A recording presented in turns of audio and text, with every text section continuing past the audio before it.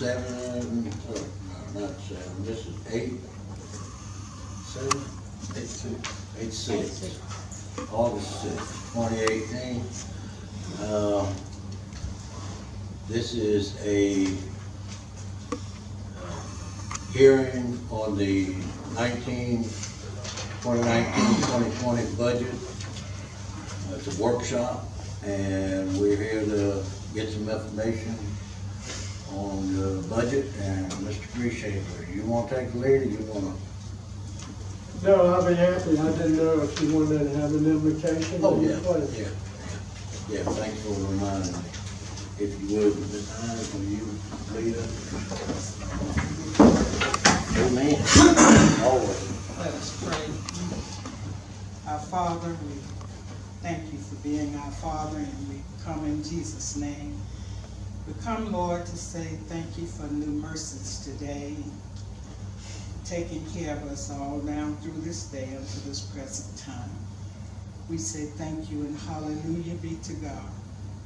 And Father, we just ask for your guidance and to lead and guide us and direct us as you always have. We ask that you fall fresh on us this afternoon and help us to do everything according to your will and according to your way. Now, Holy Spirit, we welcome you into this place. We ask that you think through our minds and speak through our vocal cords. It's in the name of Jesus that we pray, and the believers said amen. Amen. If y'all will join me in the pledge, please. I pledge allegiance to the flag of the United States of America and to the republic for which it stands, one nation under God, indivisible, with liberty and justice for all. Thank you. Now. Okay, Mr. Mayor and council members, I will go forth. And as you remember, on July 23rd at our regular meeting, the fiscal year 2019 budget was officially presented to the mayor and city council. At that time, we scheduled this meeting so that we could have public input on the budget. On July the 22nd in the Noonan Times Herald, we published our public notice which said that we would have a public hearing on the July the 23rd, which we did, and we will have another public hearing on Monday, August the 13th at 6:30 p.m.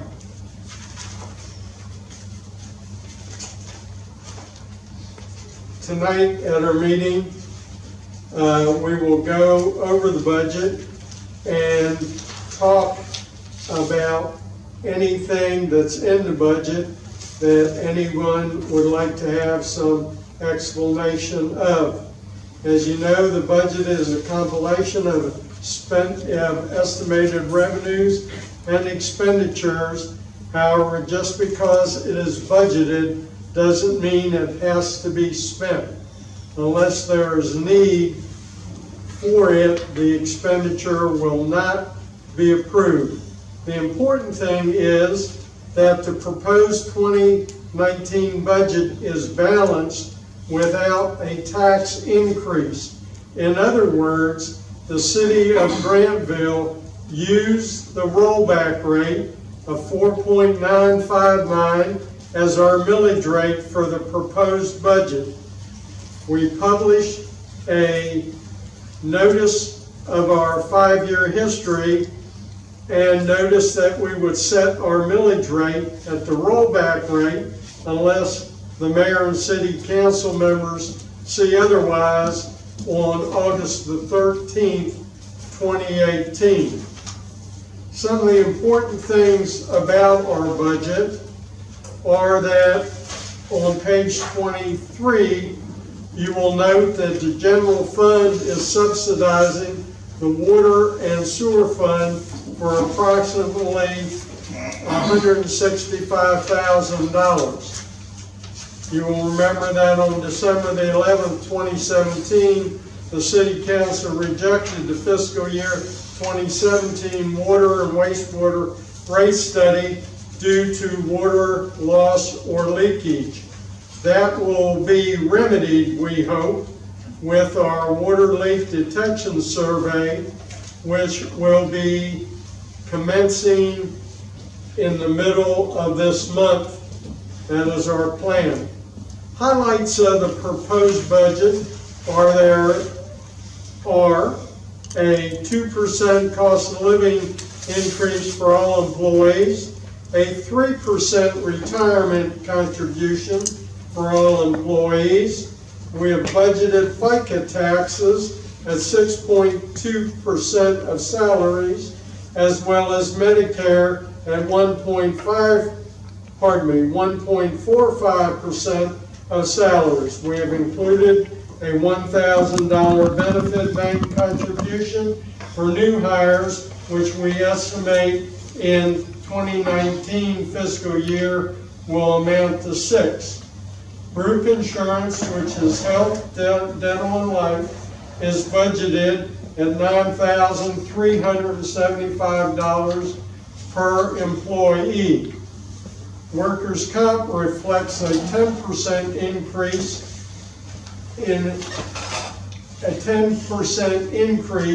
to the 2018 actual numbers. We haven't got that yet, but we budgeted a 10% increase to be on the safe side. We have also budgeted for a school resource officer, both for capital and operating expenses. However, the school board in our negotiations has agreed to fund at 100% all operating and capital costs of our school resource officer from the date of the contract, which is July the 1st, 2018 till December 31st, 2018. At that point, we will pick up 50% of operating expenses to the end of the contract term, which is June the 30th, 2019. When the contract goes from July 1st, 2019 to June 30th, 2020, we will pick up 35% of operating costs and no capital costs. The school system will fund capital costs at 100%. That is important to note in this first 6 months, because that's when the capital costs will occur. We have already seen a purchase order for a car for the school resource officer, which will be a new Dodge Charger 2018, but paid for by the school system. That's a reimbursable. We send our bill to the school system on a quarterly basis, and they reimburse us. Lastly, we have budgeted for vehicles in both the general fund and utility fund. There is some controversy about budgeting vehicles. However, they are an operating expense, and one cardinal rule of budgeting is that you never pay for recurring expenses with non-recurring revenue. So to have a true and accurate budget, you always budget for your operating expenses. However, they may be paid from other funds, but you budget them. It's interesting to note, and I will give a shout out to all our employees and the staff members and department heads, because as of 7/31/2018, that's 10 months into the fiscal year, your expenditures should not exceed 84%. Every department, save for the water and sewer fund, is significantly below 84%. That includes all departments. Admin is at 71%. The police department is at 74%. Code enforcement and animal control is at 55%. Streets is at 51%. The senior center is at 69%. So the employees are doing a good job of watching taxpayer dollars to save wherever they can. I just like to put that shout out, and hopefully that'll make the news media that the employees of the city of Grantville are very conservative with taxpayer dollars. And that's all I have, Mr. Mayor. I'd be happy to answer any questions. We have our financial analyst with us tonight, Mr. Mills. So when I don't want to answer a question, I'll just ask Mr. Mills to handle it. Did I understand you talking about 6 new hires? 6 new hires. What is that about? Well, we will have, there's a possibility that we will have 6 vacancies over the fiscal year. Right. These aren't new positions. These are budgeted as vacancies that will be filled during the year. And so for any new hire, we do have that $1,000 Benefit bank. benefit bank.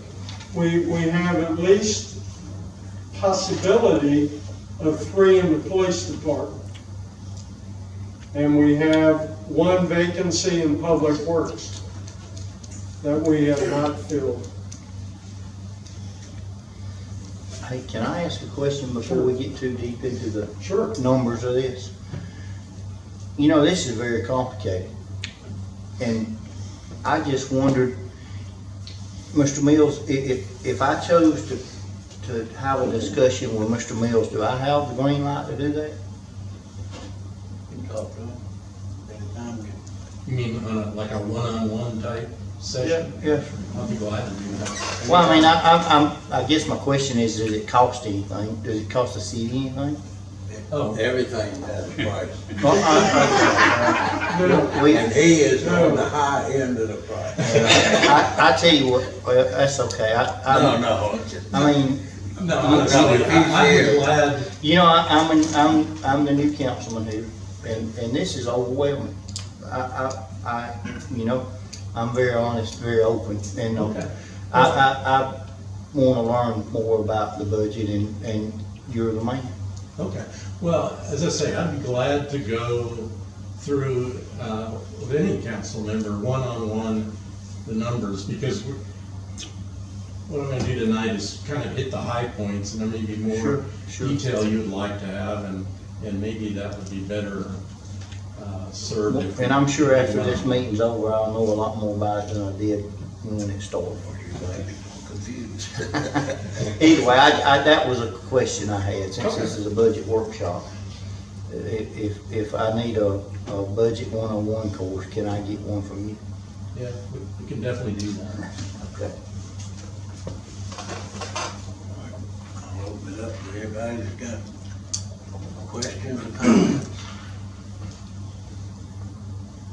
Nobody? Well, just concerning the new hires, so I'm correct in understanding that's not new positions, that is to address possible turnover. Correct. Okay. Again, to be accurate, we Sure. have to anticipate that. Right, yeah, in my opinion, if you don't anticipate that, you're selling yourself short. We've tried to be very conservative, but not sell ourselves short. Sure.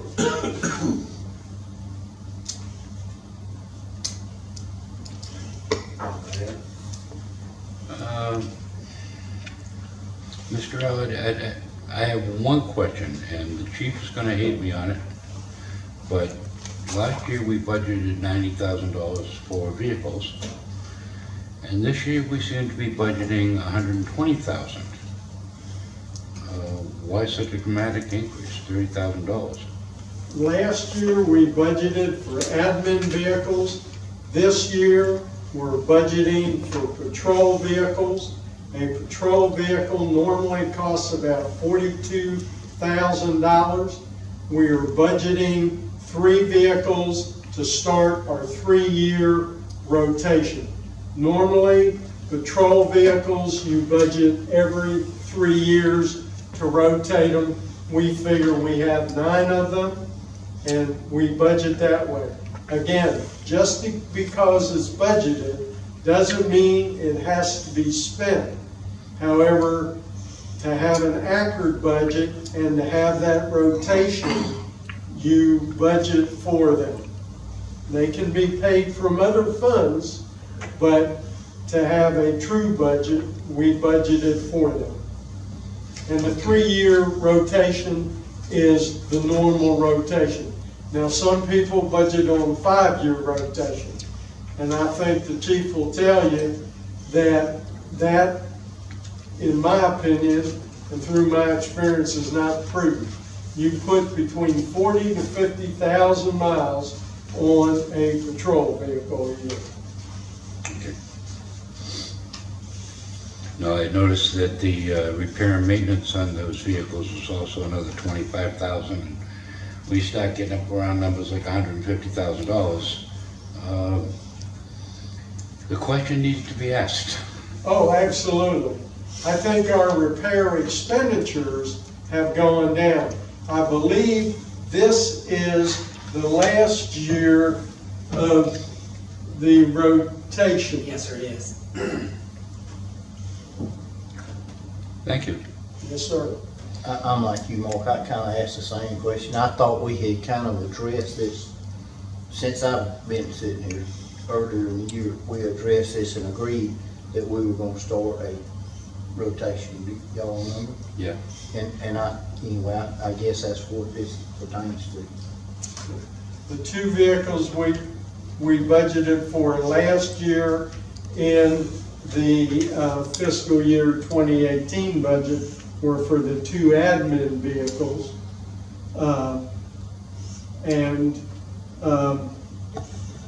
Those are normally 5 to 7 year vehicles. And we were driving 1995. Yeah, because we had these dinosaurs that were costing us more money than new vehicles would in a rotation, remember? You know, But you said the admin cars cost 40, how much? $42,000. A patrol vehicle's about $42,000. Versus what's the difference between the admin and our, other than the longer time we keep them? They don't have as much mileage, you don't need cages, you don't need a lot of the lights. So there are some reductions in those things. You don't have a number on it, just. Pardon, sir? Pardon? You don't know how much. No, sir. So the admin and patrol car are thrown all in the same pot? I think that's what you asked me to do. Well, No, he was saying Separate, that, I guess packaged out, patrol car costs 40-something thousand. I was curious what, if any difference it was in the, other than the equipment. What does it cost to equip a car? What you're thinking about is like, admin cars don't have cameras, don't have cages, hours, what do you, computers and hours. So you're talking, about 10 to like 15. $10,000 to $12,000. Yes, sir. Less than a patrol car. Less than a patrol car. Yes, sir, it is. Yes. And we did get some good deals on the cars last year. Prices were really good. We paid 20, I think it was 22.4 or 22.5 on the ones last year. So that was really good because when they first come out, we was looking at 28. And we waited toward the end of the year to get them. They dropped the prices way down, way low. Now, who uses the admin car, Steve? Is it like the investigator? That's for myself. Okay, okay.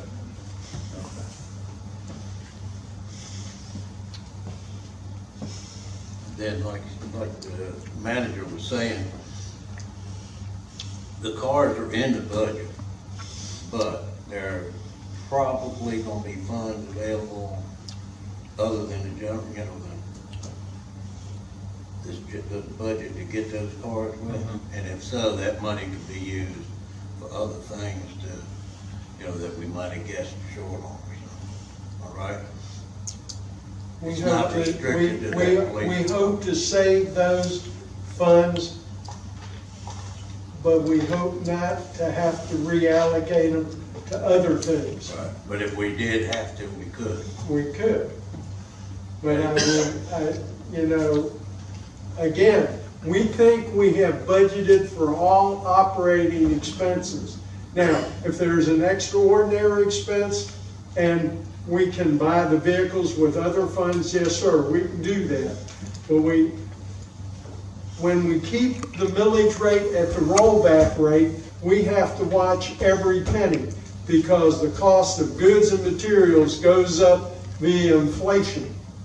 And when you have a 2% or 2.1 or 2.5 inflation, then we're still budgeting without a tax increase. So we have to watch our monies.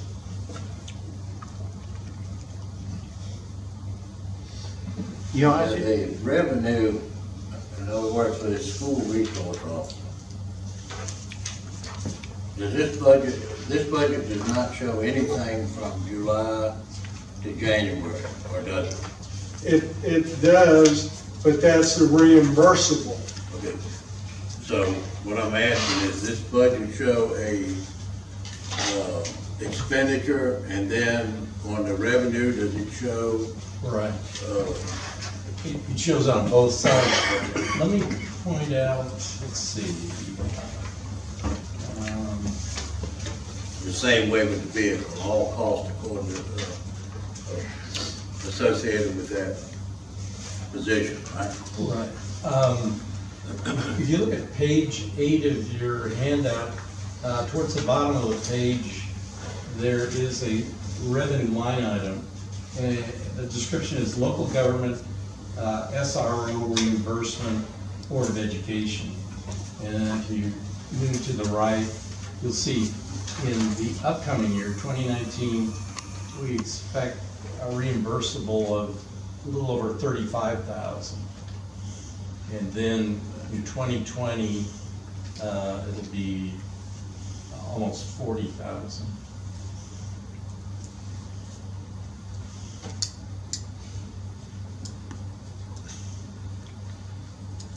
So that's on the revenue side, and then, like I say, if you look at the expenditure side, then we've also built in the salary and benefits for the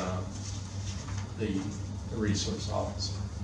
But this 35 figure here, that's for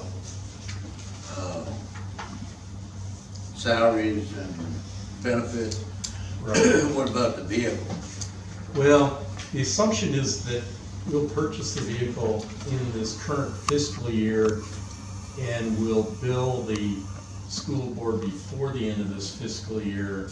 Hopefully get the reimbursement money before the end of the fiscal year. So, yeah, all of that's essentially assumed to be in the current year. What I mean, it should show as an expenditure, then shouldn't it show somewhere as a revenue? It's a capital cost. Well,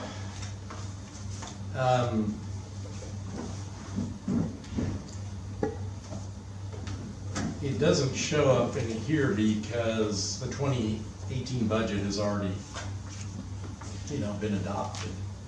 So, and we're assuming that the initial equipping of that SRO and purchasing a vehicle for them, will occur, like I say, current in this fiscal year. Before 30 September. Right. I signed the purchase order today, if not, yeah, yesterday or today. So it'll be billed this year and it'll be reimbursable. You didn't come in yesterday and do it, did you? No, you're right. I must have signed it today.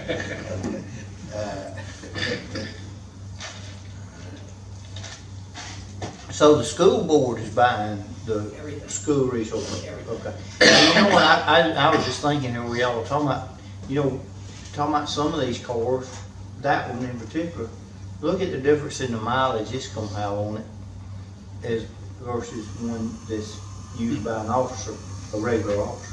Yes, sir. That car may very well could stay in our fleet for 4 years. Well, Or, it was just a thought, what's the warranty on those cars? 5 years. 5 years? I'm just thinking out loud, no, I think you have a good point. And the interesting thing of it is, and I will tell you, that we may rotate that vehicle. We look at that as school resource officer's vehicle as a 7-year vehicle. However, if you look at the contract with the school board, they are responsible for all capital costs for that school resource officer. So, theoretically, we could rotate that car every year and buy a new car. Oh, really? That's the Well, way that's it's a written. possibility.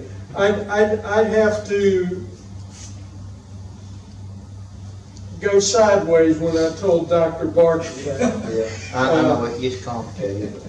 You see my Uh, point, though, that car's not gonna have near the mileage and wear and tear on it that a regular officer's car will And have. we Maybe can that put play that in play rotation. into our favor a little Yeah, bit. you if know, we in the get long run. one with high mileage, we'll just rotate it out.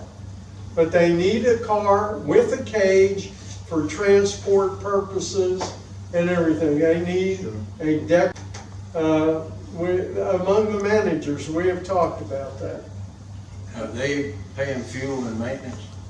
They pay all the operating costs, which include fuel and maintenance for the first 6 months of July 1 to 31 December 2018. Then from January the 1st till June the 30th, they pay 50%.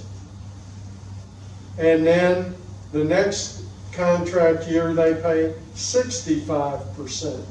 But that includes vehicle maintenance and vehicle expenses, oil, gas, the whole bit. If I could ask one question y'all were just asking up there. That was one of my questions that I asked at one of the meetings since I wasn't there, was the replacement of the car. How do we go about that?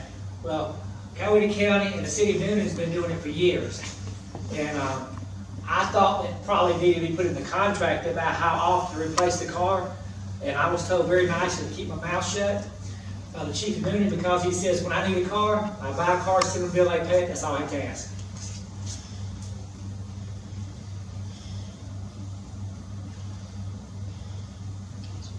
I misunderstood. I thought they would always pay the full, maintenance, fuel, and 100%. But I could be, Well, that's one of I the, probably misunderstood. that's one of the operating costs. In fact, I have Noonan's right here, and monthly SRO operations, uniforms, guns, radio maintenance contract, vehicle insurance, vehicle gas, vehicle maintenance, personal liability, travel expenses, training expenses, dues and fees. That's their operating expenses, which we're going to parent. But another good thing about the SRO, in the summertime when the school's out, they'll give us another officer on the road. I mean, that's one advantage we have to look at right there.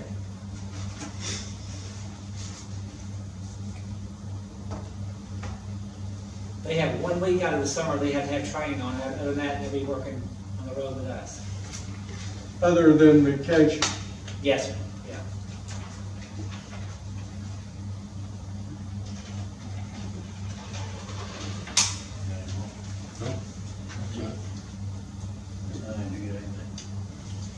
think I did. Mr. Brescia, you said although funds may be budgeted and you may not use them, my question is this. Last year was fund budgeted and you didn't use the funds? Were there funds budgeted, we didn't use them? Well, this fiscal year, the expenditures for this fiscal year are budgeted, but finance, admin only spent 71% for 10 months. 10 months, they could go up to 84%. So there are funds budgeted that they have not spent. Police department has funds budgeted, but they have only spent 74%. Code enforcement and animal control of the funds budgeted, they have only spent 55%. Streets, 51%. Senior center, 69%. And that's for 10 months. That's for 10 months. So in 2 they're months not they could. spending their entire budget. The only, So they have spent this for 10 months, so there's 2 more months. correct, That. for 100%. Yes, okay. The only fund that is beyond the budget is the water and sewer fund. Okay, my next question on page 2, Parks and Recreation.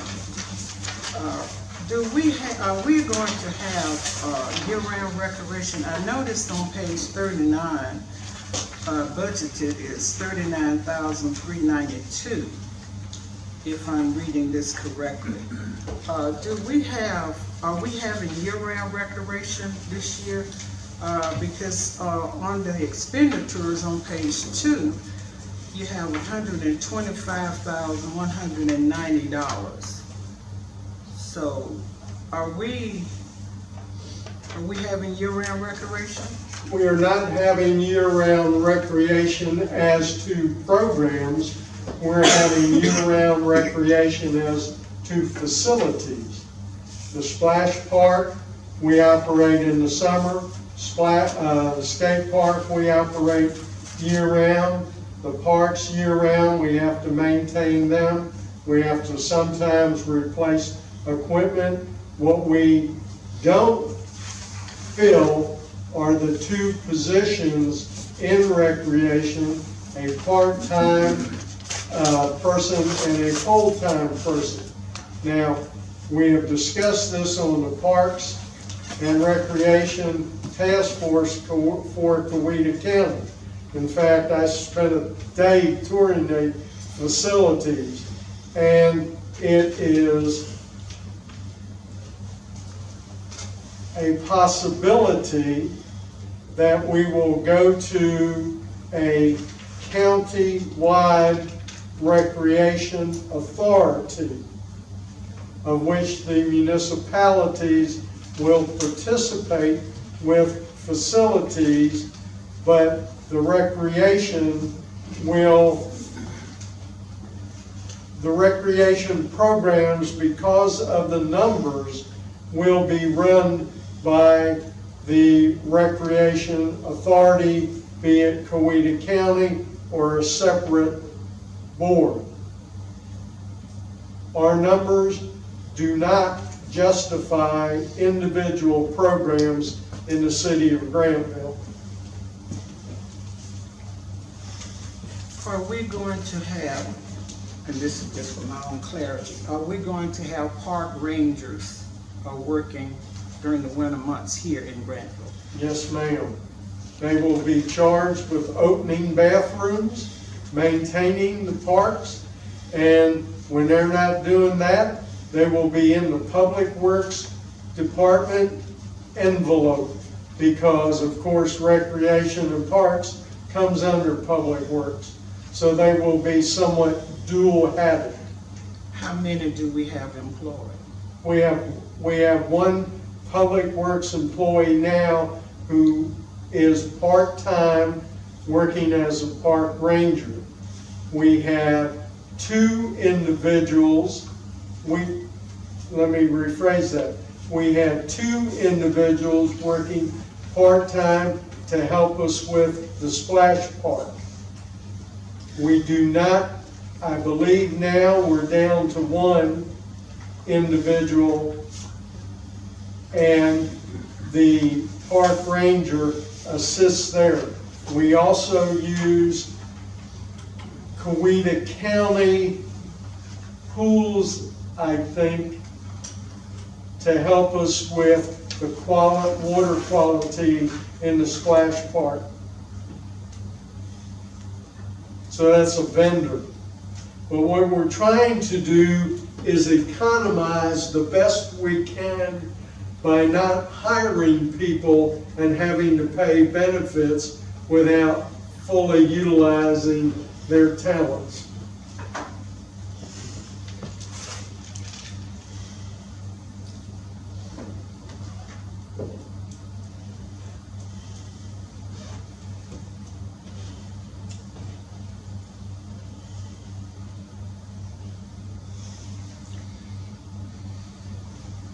I guess I might add that $39,000 on page 15 that relates to regular employees, that is for a full-time and a part-time employee in Parks and Rec. Say page 15. On page 15. I didn't think we had any full-time in that department. We do not. We do not. We have vacant positions. We have not filled them since 1 October 2018. But now with the one that's working part-time here, part-time there, put the two hats on, if you will. Is that throwing them in as a full-time employee where we need benefits and so forth? He is a full-time public works employee that shares recreation duties.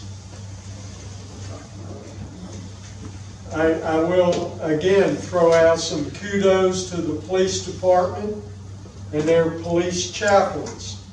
When we had two resignations in the recreation division, both on September the 30th, 2018, the police department took up their mantle and hosted the Fall Festival, which prior was called the Trunk and Treat. They hosted with their police chaplains both the Fall Festival, the Christmas Parade, the appearance of Santa Claus, and the Easter egg hunt, and our first annual fireworks celebration. So again, we're making full utilization of all the talents and skills of the employees we have while keeping costs down and not raising taxes in the city of Grantville. And it's a credit to the employees.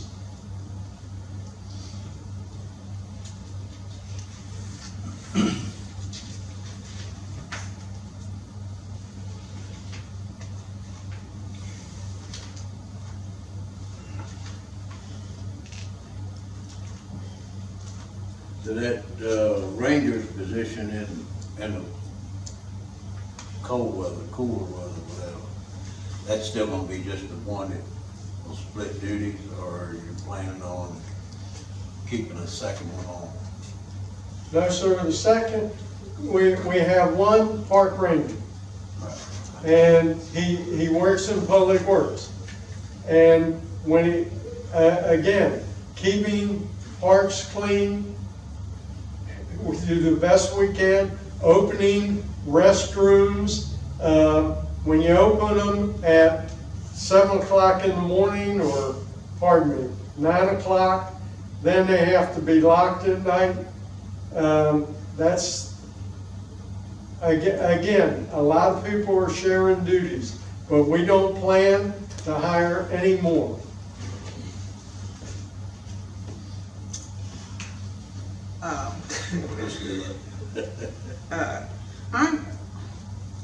Please give me clarity. Now moving to, I'm on page 2, code enforcement animal control. Line item 523850, contract labor, $15,000. Would you give me clarity on that? Okay, what that is the assumption that during the year, we might have some demolitions, home demolitions to be accomplished, and if the city has to absorb that cost, that's where the costs would occur. But in the past, there have been like 1 or 2 a year, so we need to budget for it.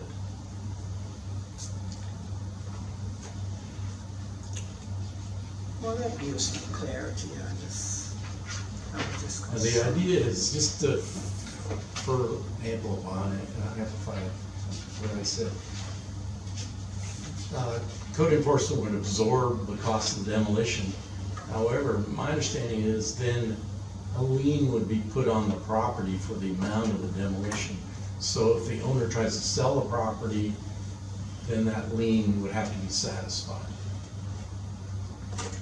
But unfortunately, that lien satisfaction money would come back as would come back as miscellaneous revenue, and it wouldn't be tied to the budget line item of the expenditure. That's one of the unfortunate things of budgeting. It comes back as a revenue into the general fund, but not to that specific line item.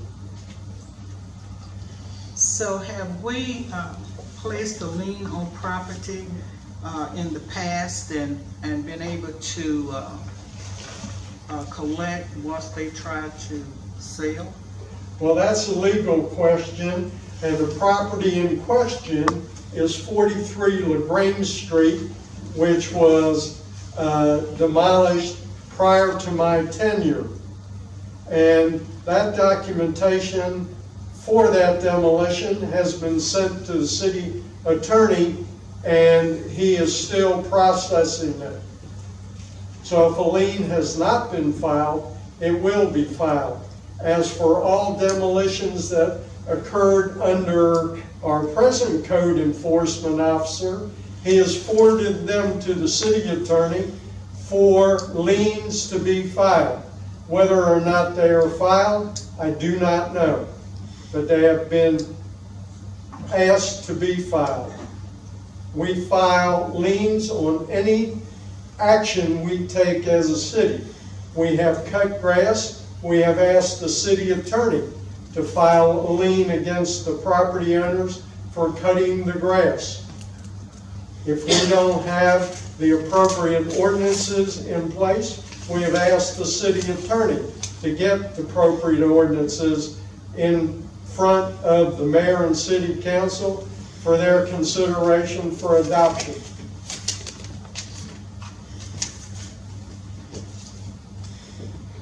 But as far as the liens on properties that had to be torn down, there was a lull, or nobody had ever filed a lien until recently? Well, that I don't know. Okay. I have documentation of the council taking action, and whether or not a lien has been filed, I do not know. So what we did, we sent the appropriate documentation to the city attorney, requesting him to file a lien if appropriate, if it can still be done. And I spoke with him, and he has indicated, this was last week, that 2 weeks ago, that he was in process of filing the one on LaGrange Street. And it was my understanding, the property is, the lien is against the property, not the, thing, so it still will place a cloud on any clear title. So the landowner has the option to demolition the property themselves, Correct. but if not, And normally, we have gotten, Matt Murray, our code enforcement officer, has gotten good cooperation from people doing it themselves. But failing that, that is the option the city has. and I know there's more of that now than there used to be, just demolition in general, you know. Old time, buildings get old. Yes, sir.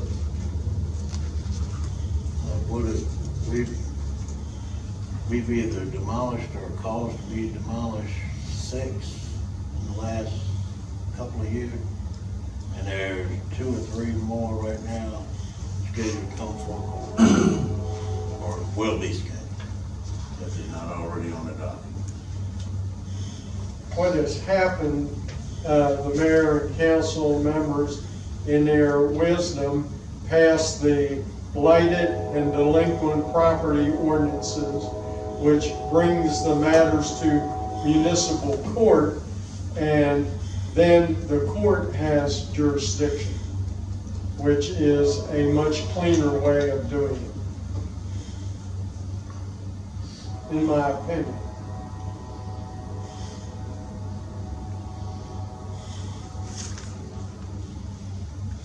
You're still on. Oh, well, I'm good. Those were concerns I had. You can come back and you can continue on right now. No, We give you time to think, Miss Ruby, while we're talking, you know. I am thinking, More questions coming up. I'm thinking. But I was thinking about the code enforcement and the parks and recreation. That was on my mind. And so, it's been clear.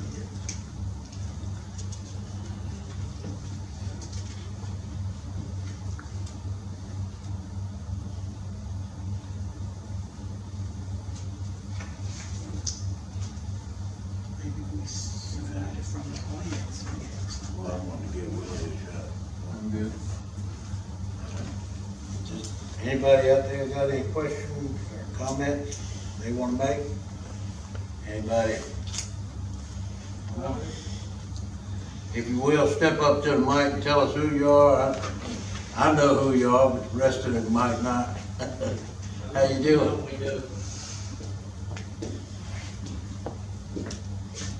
I'm Jackie Dennis. I live at 58 Industrial Way. My comment is, what takes 6 weeks to fix a water leak? What takes what? Why does it take 6 weeks to get a water leak fixed? You're sitting here talking about water a while ago. I had a water leak in the backyard. You know the lot I'm talking about, though. Used to have a trailer. It's done had 5 water leaks since I lived there. This last one, I reported it on the 12th. 12th of the next month, it wouldn't fix. I turned around, my wife reported when she paid a utility bill. Then a week afterwards, I talked to the city manager. He made a comment to me, it's been leaking for 6 weeks. Yes. But what I get at is this, it takes you 35, 45 minutes to fix it when you come out there. Why did it take 6 weeks? I'm not familiar with it, so. Well, I know Mr. Dennis and I have talked, and he told me it took that long. And I assure you, I don't know why, but I believe the leak got fixed within a day or two. 3 days. 3 days? 3 days later, they come out there to fix it. But 6 weeks before, I don't see it.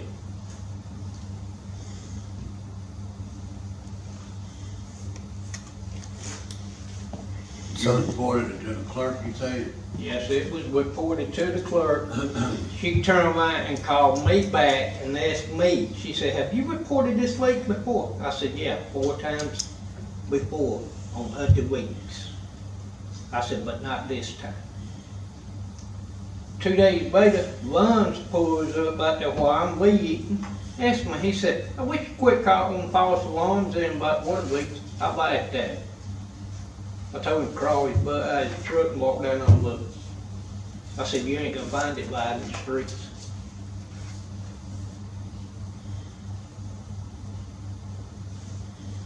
And then it took 6 weeks.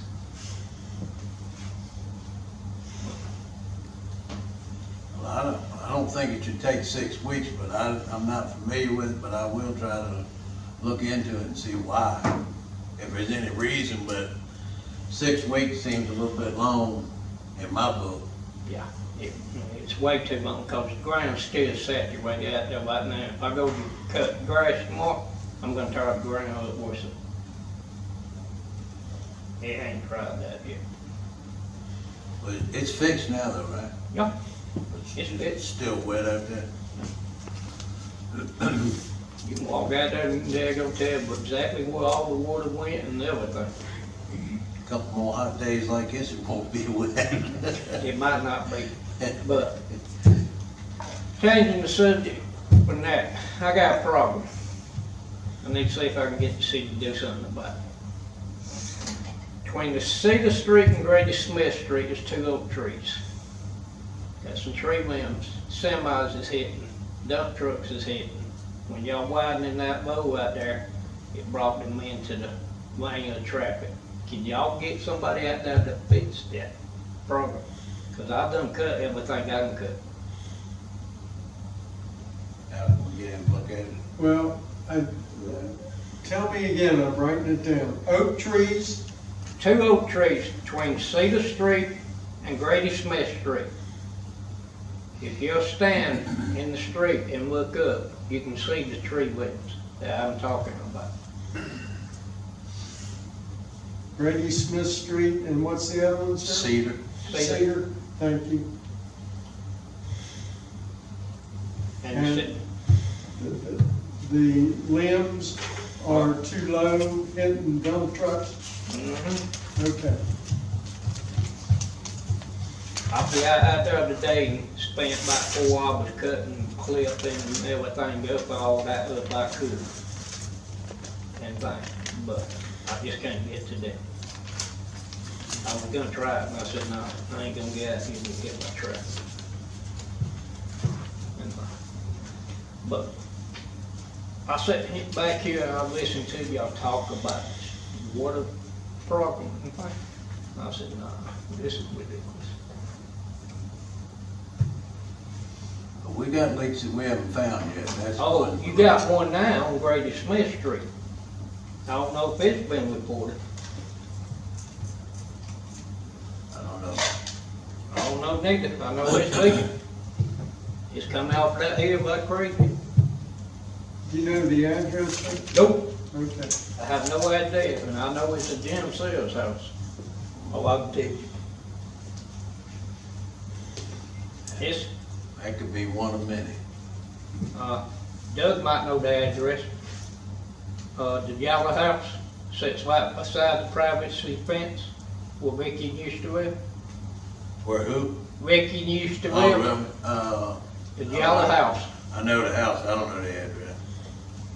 I know the house. It's coming out from up there.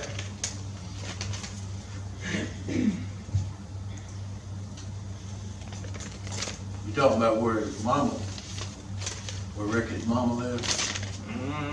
Nah. You talking about chain link fence house? No. Just at the end of it, the yellow house. Then Ricky's house is next. I'll ride through there and look, see if I can pull the address. But anyway, that's all I got to say. All right. Thanks, sir. Anybody else? Nobody? I'd like to say a few words if you don't mind. Step right up to the mic and tell us who you are.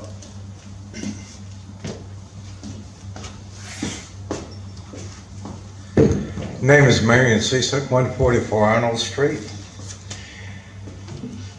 Pertaining to the lien on 43 LaGrange Street, how did you find out about that? What? That there was no lien filed. How did you find out about that?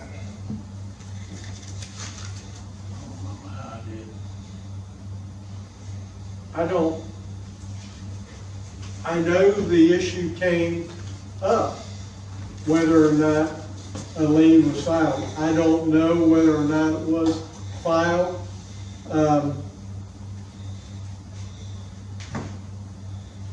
I know how. No, he discussed it, but I don't know whether that was I don't know whether that was the first I knew about it, or I thought I had already known about it when you mentioned it. What's the answer to the question, Sarge?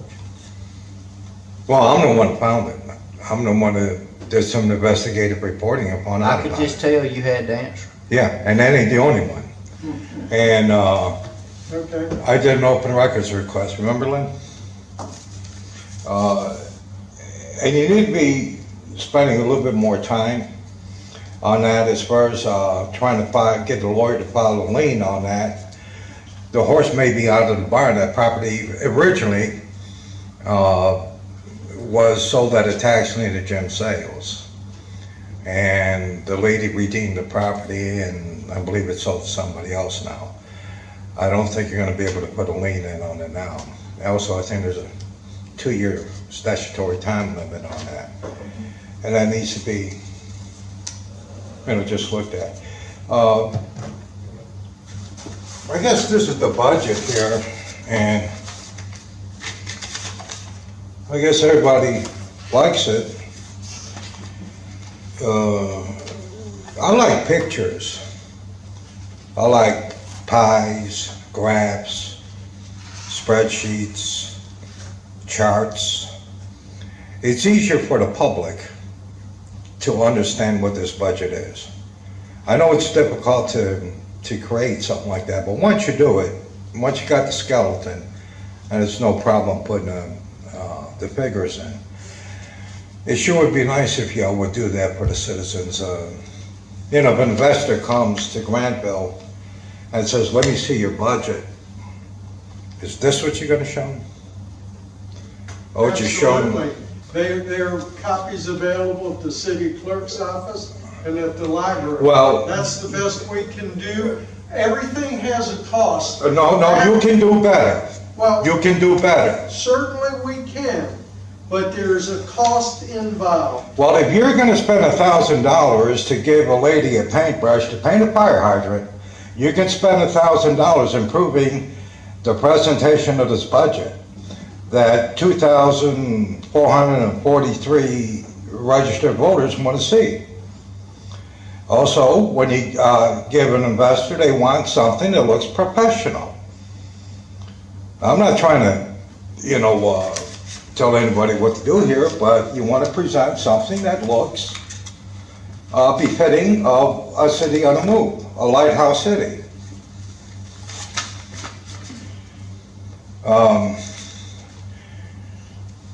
How come you're not giving the city employees a pay raise? How come what? How come the city employees are not getting a pay raise? I thought there was one in there, wasn't there? That's the 2% cost of living adjustment, which means, that's nothing. Now, Mr. Gershaver, you just mentioned about how hard the city workers work and how much money they saved. 82% in admin, 72% in the police department, 50% in public works, 69% in code enforcement. Seems like you're doing a pretty good job. Can't you give them 1%? That means a lot. When you're working hard, I don't know if anybody's seen the workers here today, they were working overtime from their toes to their head full of dirt, full of mud. And it's hot out there. 1%, just to show appreciation. And maybe you won't have to hire 6 police officers or 6 officers or 6 employees. maybe they'll hang around. I think the starting salary is $42,000 for a police officer at Coweta County. It's much less here. The city employees, they're probably a couple $100 lower. I don't, 1%. Can't be that much, can it? Thank you very much.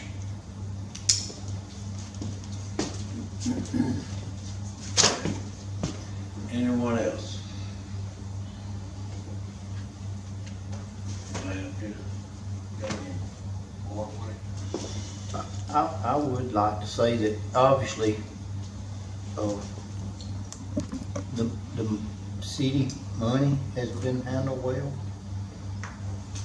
The department heads, city manager, mayor, everybody's, I think there's a lot of cities that would like to have a budget that was this positive.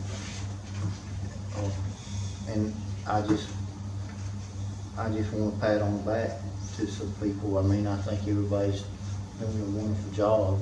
And I have to say that, to Sarge's last comment there, I do want to look after our city employees and our police officers here. I don't know the answer to that. That's just what I feel. I mean, I'm not a, that's not, I'm just saying that I want to keep good people here, I don't know, I wish we had better benefits. I don't know, it's something to think about in the future. Not in this budget, of course, I'm in the future, so. May I say one thing?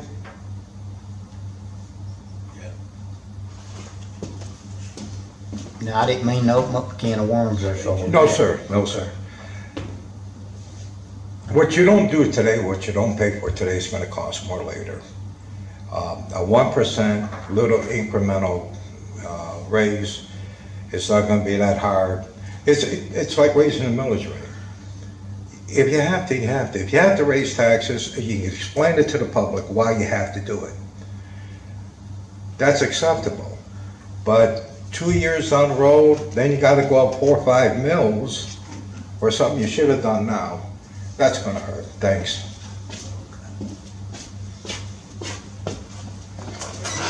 Well, and it sounds like to me, so like I said, I didn't mean to open up a can of worms here, but it sounds like most of the department heads are saving enough money to maybe compensate for some of that. I don't know. It's something to discuss in the future. This budget's solid, and I just want to see, I know our public works people work hard. I think we live in one of the safest places in metropolitan Atlanta, and I want to see these people stuck here. That's all. I didn't mean to get into 1%, and I'm just, that's the way I feel. Thank you. What do you want? I just, I'd echo what Alan was saying, that, and what Al was saying, that the employees of this city have done one heck of a job. They get a lot done with very little, and they will be getting a cost of living increase. That is, that's a bonus to them, and they've earned it. And sit around passing on more than that might just be a mistake at this time, because nobody wants to raise taxes, and I don't have to get reelected. Nobody wants to raise the taxes. And what the city has told us is that they're not raising the taxes. I think they've done a good job. Thank you. And to all the city employees. Absolutely. So, thank you all, and that's all I got. Any more? No, I know how it is when you want a raise. I worked 43 years and I complained about 40 years for a raise. But And you deserved it, didn't you, Miss Ruth? I did, and I received a raise after I retired, in my retirement check, but anyway, I think, it would be good to look at, the percentage of what our percentage as far as the budget is concerned, make a comparison as to what the percentage was last year or the year before, and the percentage now, have something to look at. And I think I'm picking back on something Mr. Cecily said, so that we want to make sure that we're doing right by our employees and by all of our citizens. Because if you give a raise, you got to have the money coming from somewhere. You give a raise, you want to be able to not have to take it back. So, and we still have citizens complaining about their utility bills and about a whole bunch of other things. So I think as far as the raise is concerned, we need to really look at the total picture and see what we need to do. And yes, it is an election year, and sometimes people are reluctant to really say what is on the heart of what should be done. But I'm a firm believer, election year, non-election, somebody's gonna win and somebody's gonna lose. But we need to just do what's right because it's right, and then we do it right. But we need to look at, I think, in my opinion, we need to look at the total picture. That's my spiel. Willie? Yeah, thank you all for coming out, and thank you for the comments that each one of you shared. Again, not to beat the proverbial dead horse, but Mr. Al, Mr. Stewart, good, stellar job on working within the scope of not raising any property rate. And it is an election year, as so many have already said, and I took the unpopular approach to, I voted to increase the millage rate. After so many years of having one of the lowest, I believe, I don't want to say it and not be 100% accurate, but I believe that I say it with truth behind it, that we had one of the lowest millage rates in the state of Georgia, and attempting to provide the services that citizens require on that little of a millage rate is difficult. And in order to grab an idea of what we need as a city to provide the services that we require, I believe that the millage rate needed to be increased. And I'm not ashamed of the position that I took. It's an unpopular one, but at the same time, I want to. We talk about repaving sidewalks, repaving roadways, providing better services, and in order to do that, it costs money. So that was my reason for voting for a tax increase, a property tax increase, was to provide better benefits to employees, to provide a better city. It wasn't to get rich by any means.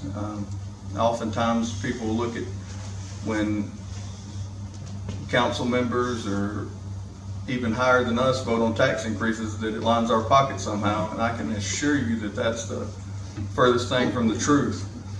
But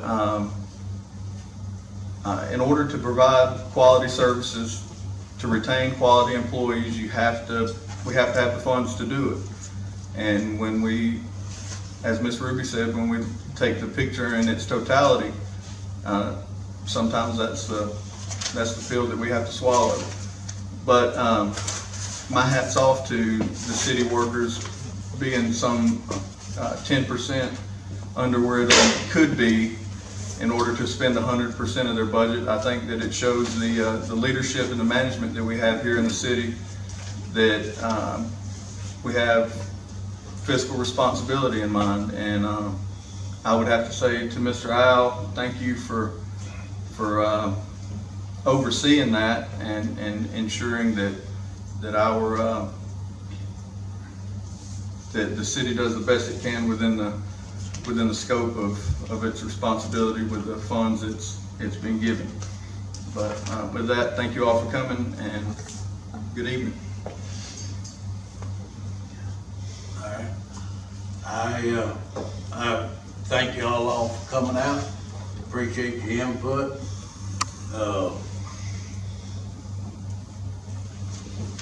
As far as the budget and what we are giving the city employees,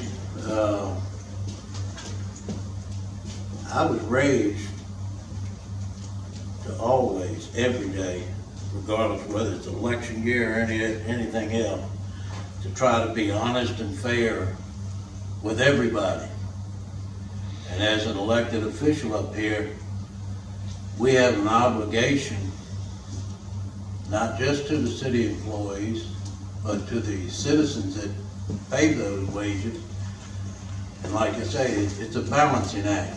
You've got to try to balance what's fair to the employees and what's fair to the taxpayers. And I try to achieve that every day. Always have, always will. And again, thank y'all for coming out.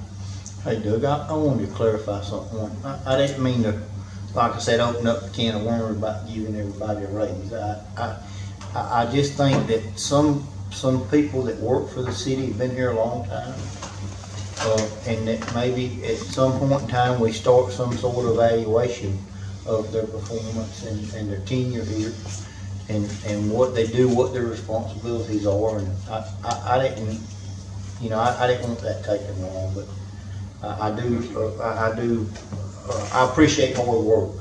I have to work hard, and I appreciate that, and I appreciate people that do a good job. So I think we all do. yeah, I agree. Like you said, it's a balancing act, but anyway, like I said, I didn't want nothing taken out of context. I say things sometimes they come out wrong, Dr. Lynn.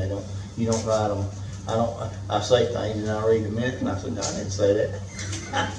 Yeah, Al, you got anything? No, sir. All right, we can adjourn the work session.